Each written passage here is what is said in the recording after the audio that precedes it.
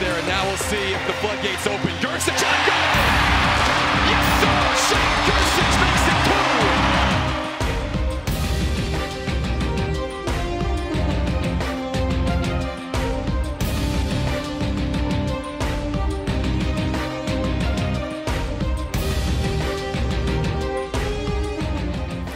They believed it, they earned it, and now they've raised it. Hello and welcome to North Dakota Hockey with Brad Berry. I'm Alex Heinert. On today's show, we'll take you back to Saturday night's championship banner raising ceremony and go through all the highlights of North Dakota's 5-1 exhibition win over Manitoba. We'll also take you for the first time to the North Dakota bench to hear what the players hear from their head coach, the man standing next to me right now, Mr. Brad Berry. And we'll talk about your in-game demeanor a little bit later in the program, Brad. But first, an exciting night on Saturday, certainly October 1st, a day fans in this part of the world have been waiting for a long time, and I don't think they left Ralph Engelstad Arena disappointed. No, first of all, it was a great night, very special night, and it was great to see the Ralph filled for an exhibition game. And again, not too many times you have a chance to hang a couple of banners, and again, we were very grateful for that. Yeah, just under 12,000 people in attendance. You described the ceremony afterwards as a tremendous accomplishment, a tremendous night, but at the same time, a great chance for you now to check that off the list. You got your rings on Thursday. Yeah. You have a chance to raise a banner and a couple of banners on Saturday. Now those things behind you, a little closure for last season now in the bag. Yeah, absolutely. I think the biggest thing was, obviously honoring our championship and now moving forward. I really love the fact that we had 7 other national championship teams represented here that night, and again, they laid the foundation for success for our program, so we honored those guys too. And now we move forward, and again, we had to get the rust out a little bit on that night to move forward here. Yeah, once the ceremony was over, you took on Manitoba. Stick around, we're going to dig into that one with the coach coming up next. North Dakota Hockey with Brad Berry on Midco Sports Network is presented by the University of North Dakota. Welcome back. Joined still by North Dakota head men's hockey coach Brad Berry. And on Saturday, Brad, after that championship banner raising ceremony, you got a chance to take on Manitoba, a team that you've played 15 times now since 2001. Other than proximity, obviously they're located just in Winnipeg. What has made that relationship been mutually beneficial for you in that school? Well, first of all, they're a top-notch Canadian college program. Every year they have a very good team, and again, it was no different this year. It's a good way for both teams to iron out some kinks in their early seasons, and for us, it's our first game. They were 5-1 coming into the season, so they had a little bit of experience there. But for us, it's a good way to get in a game situation without that counting to your record, and a little bit of time to teach them video and get us up to structure. It's been a good rivalry for about a decade and a half, and even though Manitoba has never beaten you, they certainly gave it a shot on Saturday. Let's go to the highlights and see how the Bisons fared here. A packed Ralph Engelstad Arena, as we said, just under 12,000 people. You get the sense your guys really amped for this one to get going. Yeah, for sure. I think they were sick of playing each other in practice through the first month, but it's nice to get playing against another team. First period here, good chances early for your freshman, Zach Jan, nearly hitting Dixon Bowen on the breakaway. Yeah, you know, that's what Zach brings to the table. He has speed, and he used it to the outside to try to get an offensive opportunity. A couple of minutes later, really good awareness. Ludwig Hoff on the turn, hitting the pipe midway through the first period. Yeah, rebound in front, he gets a puck, and again, just inches away from scoring the first goal of the game. The moment didn't feel too big for the young kids, and it paid off after a little while here. Tail end of the first, under a minute left. Pullman, Jan, first goal of the game. Yeah, Tucker Pullman started the play there. He protected the puck down low and made a good play to Zach Jan, and Zach made no mistake. Nice job there by the kid. Again, a freshman kid coming from Roseau, Minnesota, in the right spot at the right time, and just walks the puck in. Good poise just to stick that one top Yeah, shot. good poise and awareness of where the goaltender was and roofed it. Off the ensuing faceoff, another freshman, Tyson Jost, gets the interception between the legs to Shane Gersich, and the sophomore looks off Pollock and goes top shelf to make it 2-0. Yeah, almost a goal reminiscent of the first one. Good pressure off the faceoff loss from center ice, and again, a couple of good plays. Tyson Jost popping it to the middle to Shane Gersich right there, and then Shane making no mistake, and accurate hard shot. Nice job by Besser, by the way, just leading the way, making the goalie think about it a little bit. 2-0 after one. Those goals, by the way, scored 10 seconds apart. Cam Johnson, your goalie, didn't have a whole lot to do in this one. Made 9 saves, though, in 30 minutes, did what he needed to do. Yeah, he had to do what he had to do, and he had to make some key saves, in their power plays. They had a couple of power plays where they got pucks to the net. He had to make some key saves on them. And 9 saves in 30 minutes for the second-team All-American. Another chance here. You had 8 shots on goal in that second period. The best chance on the breakaway with Dixon Bowen. Yeah, again, he has speed. That's part of his his strength is going to the outside and using his speed, and he made a great play to get the puck to the net there. 2-0 heading into the third period. As expected, you made a change in goal halfway through the second. First chance for highly touted sophomore Matej Tomek to get some action. His teammates don't help him too much here. Turnover by Jost. They make him pay. Yeah, you know what? We turned the puck over, and they came in off entry with a 2-on-1. And again, Matej got over, but just didn't quite get the puck there. But again, like I said, he made some opportune saves when he was in the net. Yeah, 5 saves on the day for Tomek. At 2-1 at this point, still kind of felt like the game could go either way. Off the faceoff here on the power play, Brock Besser kind of closes the door on this one. A great individual goal from your sophomore. Yeah, it was a very important goal. I mean, they were pressing us after getting that goal to make it within one. And, again, you've seen this goal time and time again last year with Brock coming off the offside and then getting it up top quick. Just 7 seconds into that power play, that goal kind of jump-started the offense. 2 minutes later, another power play, another goal. Tucker Pullman with a rising wrist shot from the point. 4-1 at this point. Yeah, this is what we want to see from Tucker all through the season.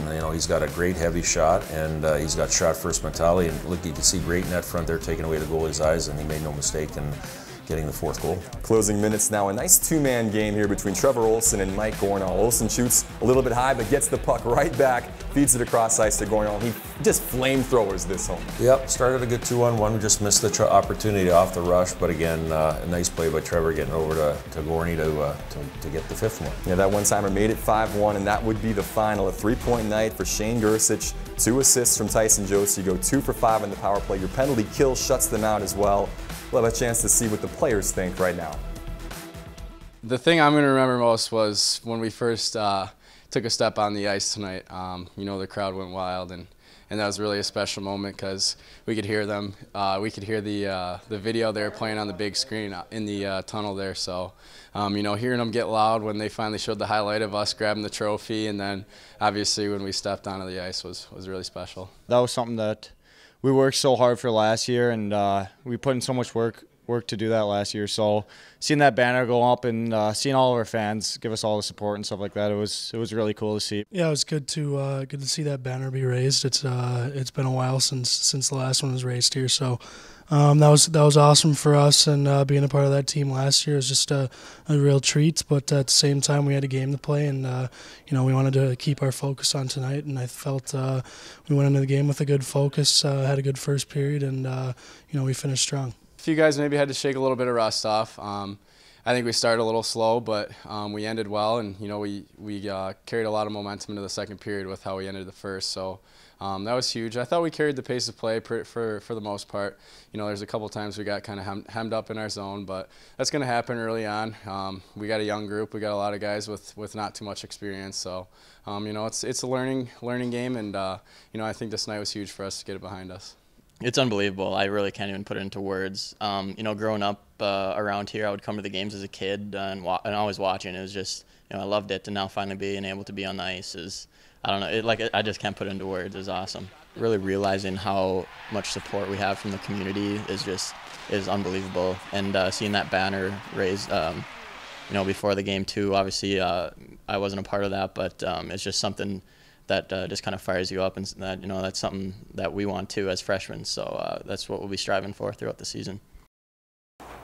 Nice victory for the team, 5-1 over Manitoba, getting the season off on a good note. We saw maybe some new wrinkles on the power play, a couple different things out there. Talk about what we saw in that game. Well, you know what, I think you saw a lot of guys that were hungry to play, a little bit of execution, a little bit of rust on the execution side of it, but that's what the game is for, to try to make sure that we hone down on our structure and how we want to play.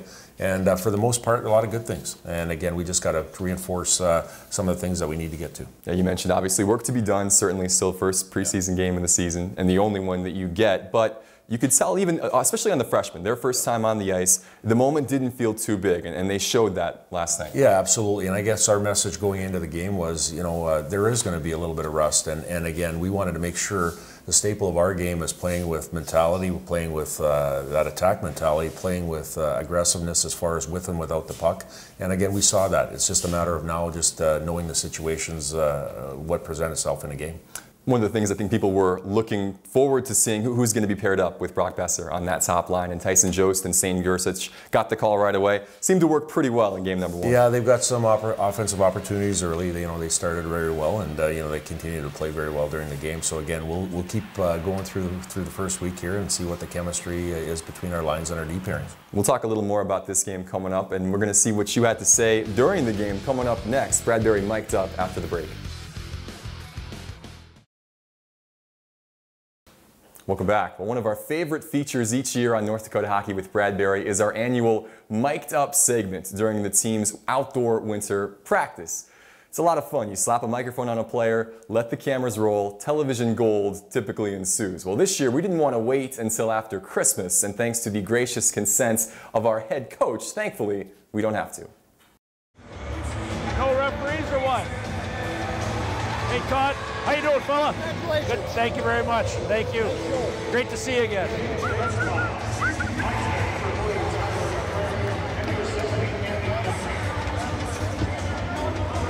Do it again, fellas. Oh, let's do it again here. Do it again. Let's do it again.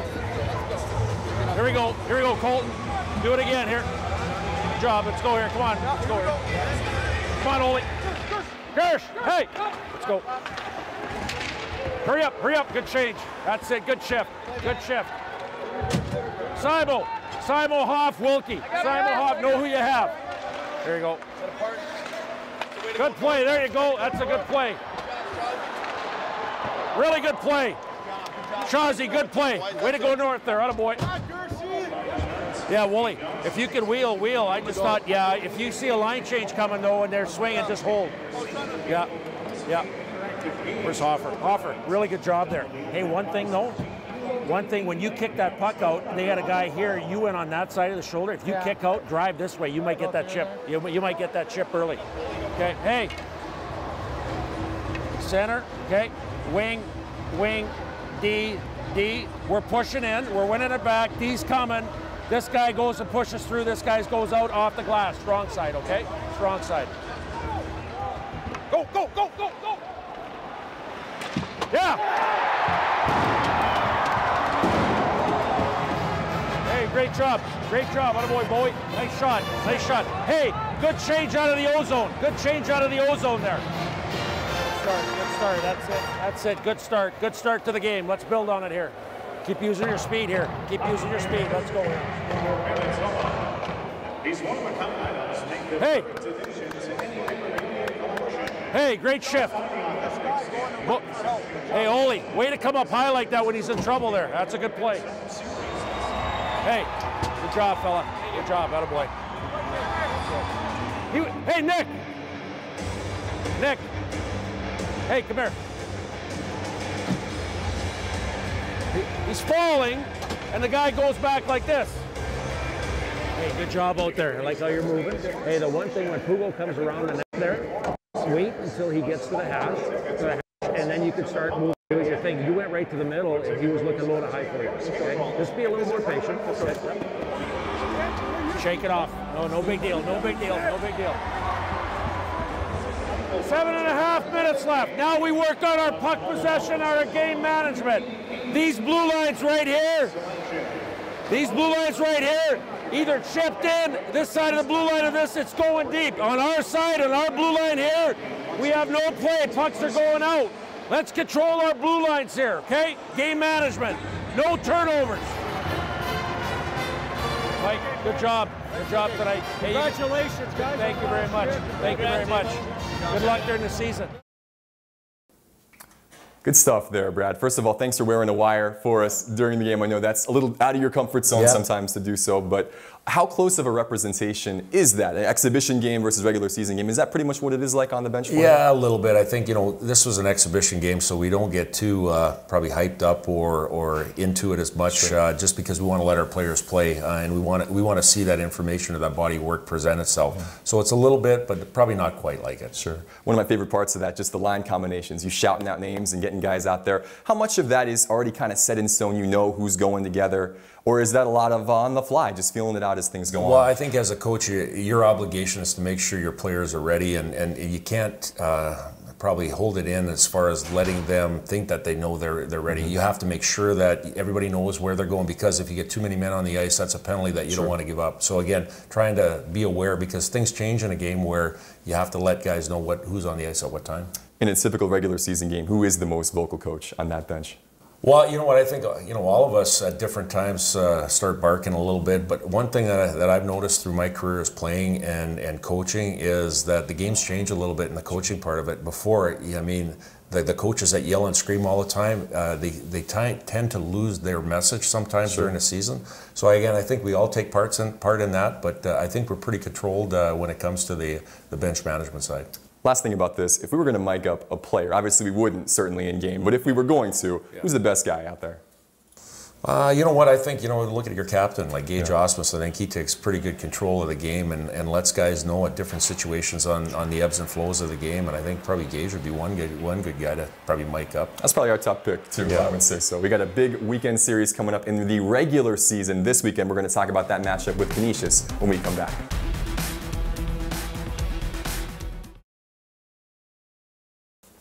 The exhibition portion of the season is now over. UND now gets to turn their attention to regular season action coming up this Friday and Saturday against Canisius. And first of all, the schedule has already changed a little bit. Some of those NCAA restrictions on ice time now lifted. Talk about how the routine has changed from last week to this week. Well, the week before, we were limited to 2 hours total for the week of instruction on the ice with our players. And now, we get to go on the ice and for a little bit longer periods of time. So now we get to dive into the different things that we have to do, and it's good because we need to sharpen up on a few things. Yeah. With the additional ice time, what does that look like? What are you sharpening up on at this point? Well, I think our work week starts on Monday. We'll do some video and we'll get into it with a work week, our play away from the puck for the first day or two, and then we'll start working with play with the puck, power play, penalty kill, different things like that, especially team-wise later on in the week. But we get to work right away, and the one-on-ones, the two-on-twos, different D-zone coverage drills that we'll work on early in the week, and then we'll build it from there.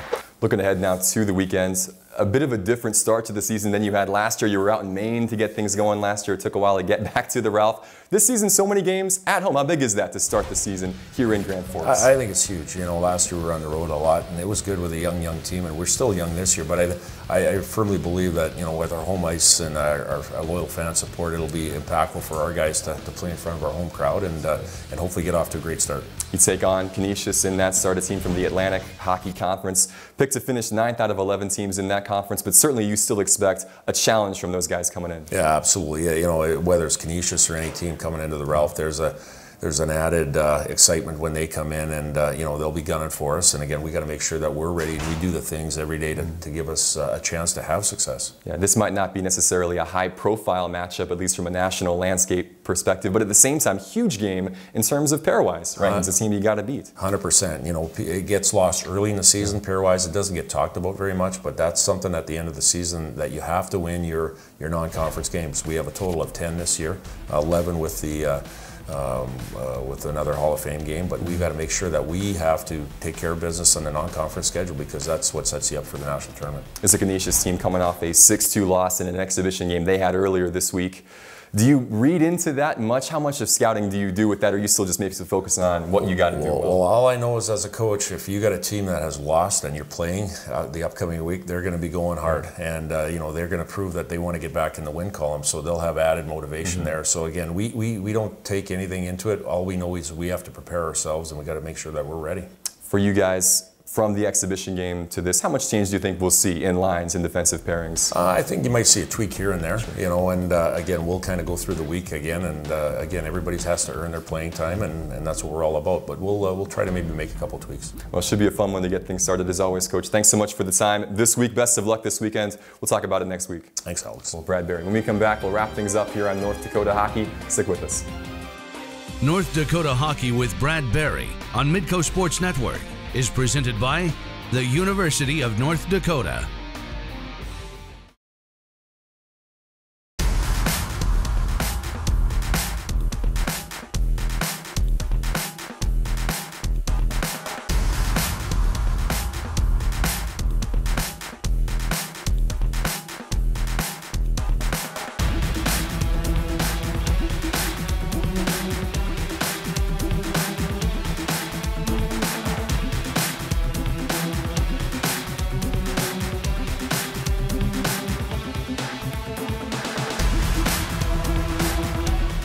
We've had the banner raiser, but next up for North Dakota men's hockey, the regular season curtain raiser. Coming up this Friday and Saturday, North Dakota hosts the Golden Griffins of Canisius for 2 games this weekend. We'll have them both live for you here on Midco Sports Network, beginning Friday at 7:30 p.m. and Saturday at 7 p.m. Join Jake Brandt, Katie Hale, and I for what should be a great start to UND's national title defense. We'll be sure to break down that series next week with the head coach right here on North Dakota Hockey with Brad Perry. Until then, I'm Alex Heinert. Thanks for watching, and we'll see you at the Ralph.